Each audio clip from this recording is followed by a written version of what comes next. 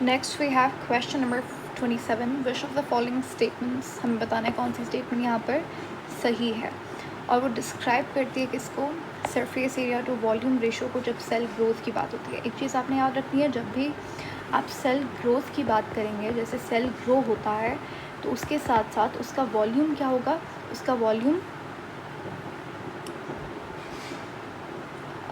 Increase होता है, ठीक है, और उसका सरफेस एरिया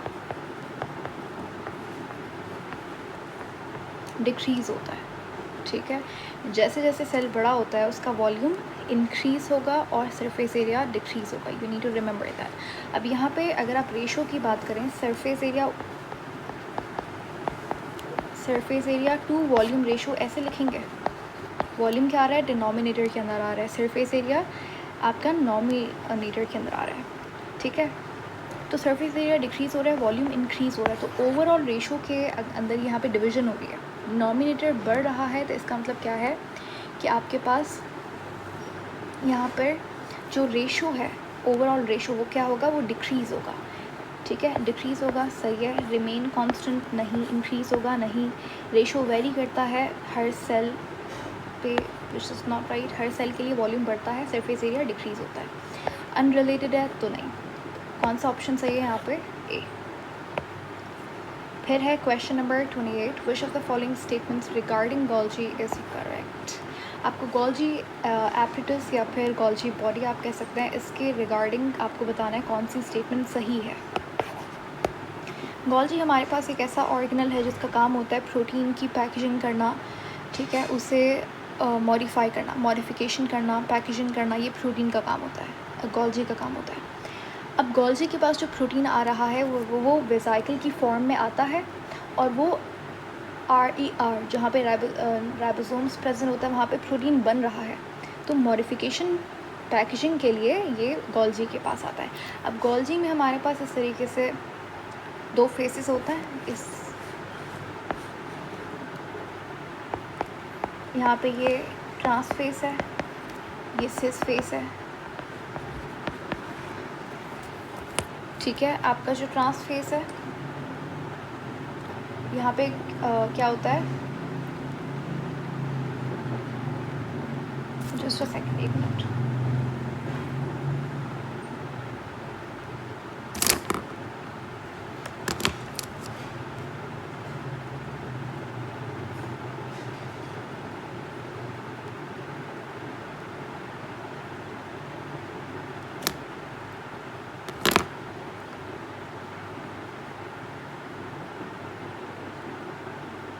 ओके। हाँ, तो क्या बात कर रहे थे हम, गोल्जी की।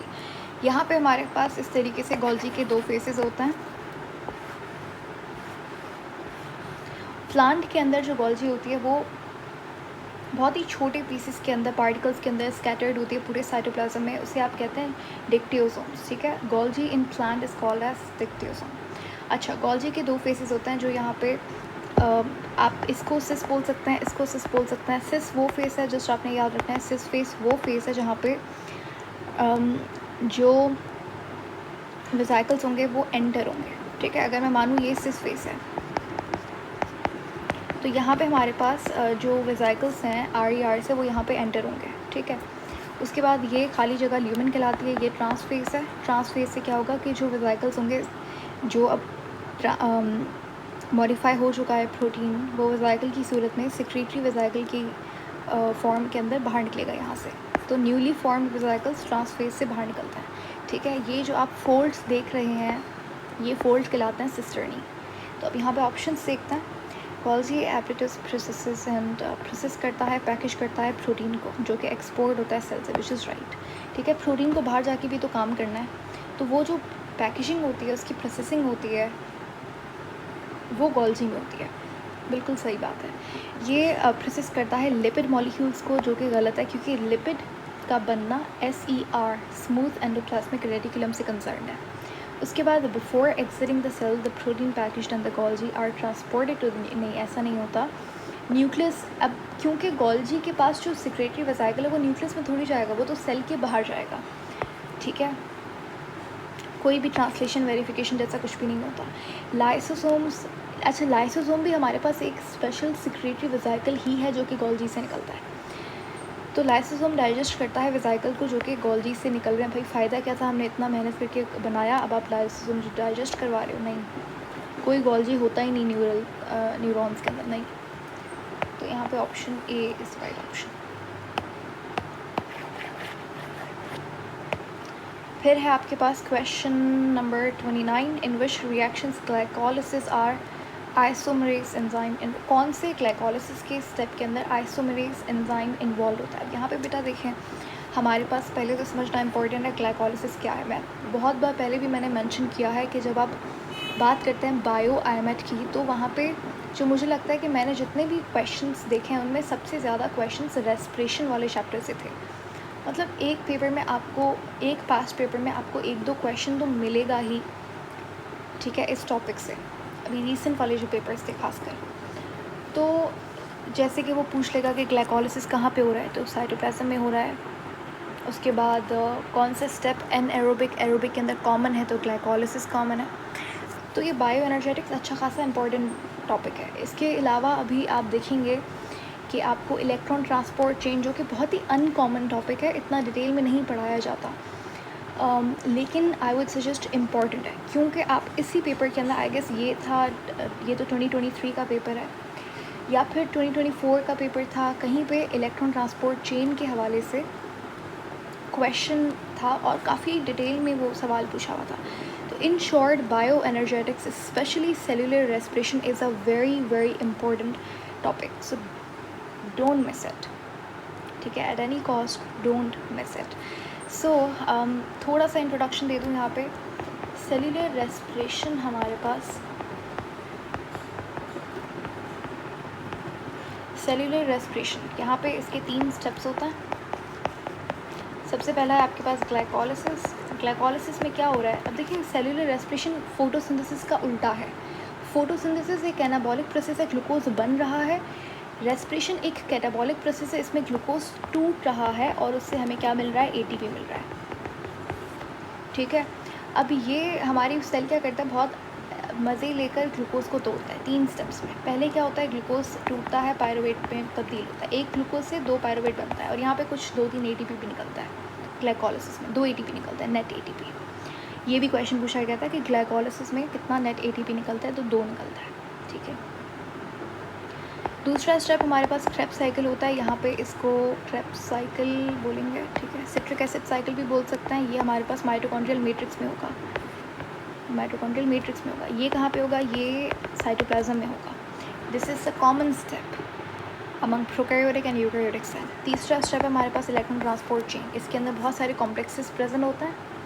यहाँ पे क्या होता है कि FADH जो बना है आपके पास ग्लाइकोलिसिस और क्रेब्स साइकिल में, और जो NADH बना है, इन दोनों को पकड़ के ATP बनाया जाता है इलेक्ट्रॉन ट्रांसपोर्ट चेन में, ठीक हो गया। अब ग्लाइकोलिसिस जो है ये 10 स्टेप का, कितने स्टेप्स का, 10 स्टेप का एक प्रोसेस है।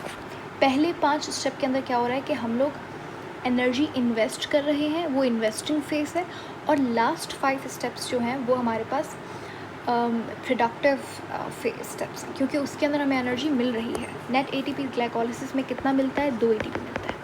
This is the exact question, may be यहाँ पे अभी कहीं आएगा या फिर आई डोंट रिमेंबर एग्जैक्टली कहाँ पे देखा था, लेकिन ये सवाल पूछा तो गया था कि ग्लाइकोलिसिस में नेट ATP कितना निकलता है, 2 ATP निकलता है। टोटल ATP 4 निकलता है, ठीक है, लेकिन क्योंकि हमने पहले वाले 5 स्टेप में 2 यूज़ कर लिया, तो नेट मेरे पास कितना बचा, 2 बचा, ठीक है। 2 मैंने यूज़ कर लिया था तो इसीलिए बना 4, लेकिन नेट मेरे पास टोटल कितना, 2 मेरे पास बच गया, ठीक है। और 2 ATP मिलता है नेट, और NADPH2 भी 2 मिलता है, 2 NADPH2 भी मिलता है। खैर, अब ये वाला जो एंजाइम है आइसोमेरेज, इसका काम होता है एक आइसोमर को दूसरे में कन्वर्ट करना। क्या होता है कि हमारे पास एक स्टेप होता है जिसमें ग्लूकोज 6-फॉस्फेट फ्रक्टोज 6-फॉस्फेट में कन्वर्ट हो रहा है। ये एक स्टेप है, 10 स्टेप्स हैं, उसमें एक स्टेप है, मेरे ख्याल से ये पहला दूसरा स्टेप होता है। तो ग्लूकोज 6-फॉस्फेट को फ्रक्टोज 6-फॉस्फेट में कन्वर्ट किया जाता है। तो ये दोनों क्या है, आपस में आइसोमर्स हैं। तो यहाँ पे जो एंजाइम होगा इस्तेमाल, वो आइसोमेरेज है। ऑप्शंस पढ़ें अब, क्या कौन सा ऑप्शन है ये यहाँ पे। When glucose 6 phosphate is change into, बिल्कुल वही बात है जो मैंने अभी आपसे कही, मुझे सही लग रहा है लेकिन दूसरा ऑप्शन भी पढ़ लेते हैं। ड्यूरिंग फॉस्फोरिलेशन, फॉस्फोरिलेशन किसे कहता है? एटीपी के बनने को हम फॉस्फोरिलेशन कहते हैं। अब एटीपी डिफरेंट तरीके से बनता है, तो ऑक्सीडेटिव फॉस्फोरिलेशन भी होती है, सबस्ट्रेट लेवल फॉस्फोरिलेशन भी होती है, फोटो फॉस्फोरिलेशन भी होती है, ठीक है। तो during phosphorylation of both glucose and fructose 1 phosphate, sense नहीं बन रहा क्या बोलना चाह रहे हैं ये लोग। During the phosphorylation of both glucose and, मतलब जब ग्लूकोज की और फ्रक्टोज 1,6 की फॉस्फोरिलेशन हो रही है तब ये यूज़ होता है। नो, ऐसा कुछ भी नहीं होता। इन द स्टेप्स, कहाँ गया ये रहा, इन विच हाइड्रोजनेस एंजाइम इन्वॉल्व, वहाँ पे आइसोमेरेज इस्तेमाल होगा। No. When 4 enzyme catalyzed reactions convert with each triphosphate molecule, no. To convert 1,6-diphosphate to glyceraldehyde 3-phosphate, no. Option is the best option.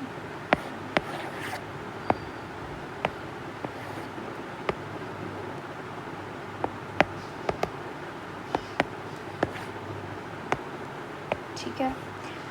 Question number 30 है हमारे पास। Given the polynucleotide sequence, हमारे पास एक sequence है, ठीक है, nucleotide का।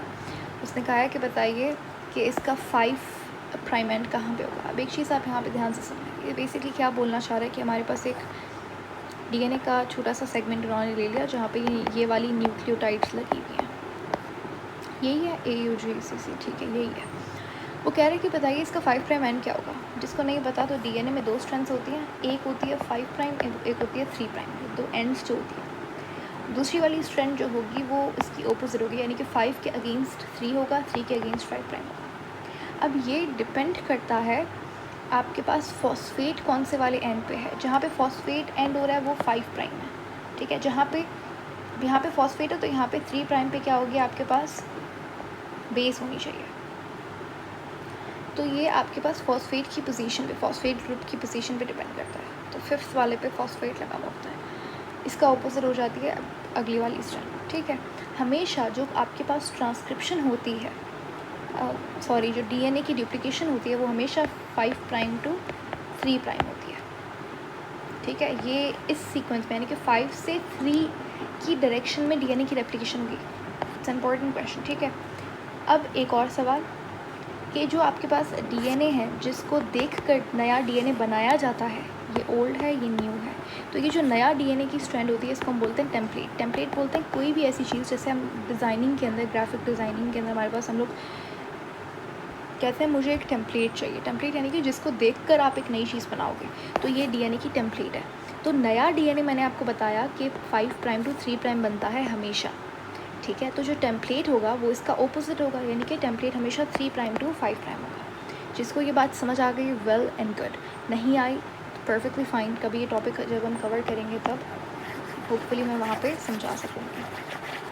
तो अब 5 बोल रहा है कि 5 प्राइम कहाँ पे होगा, तो 5 प्राइम बताना ऐसे थोड़ा सा मुश्किल है अनटिल एंड अनलेस हमें वो फॉस्फेट की इन्फॉर्मेशन या मतलब सफिशिएंट इन्फॉर्मेशन नहीं दी ना हमें इसने। तो हमें बताना है कि कैन यू टेल, भाई आप बता सकते हैं, नहीं बता सकते। नो मतलब नहीं बता सकते, तो इसमें नो लिखा हुआ है, येस वाले को तो एलिमिनेट कर दोगे आप सीधा सीधा, कोई डिफरेंस नहीं है। भाई डिफरेंस तो है, counting the number of hydrogen bonds, और ये नहीं। नो वाले ऑप्शंस पढ़ लेते हैं। Unless you know the position of the phosphate group, you cannot differentiate the 3 prime from, बिल्कुल सही बात है। You cannot tell without the sequence of complementary strand। मतलब ऑप्शन बी के बेसिस पे भी आप बता सकते हो वैसे तो 5 प्राइम, लेकिन 5 प्राइम जानने के लिए you need to basically primarily आपको फॉस्फेट ग्रुप की पोजीशन तक होनी चाहिए। तो ऑप्शन ए यहाँ पर सही है।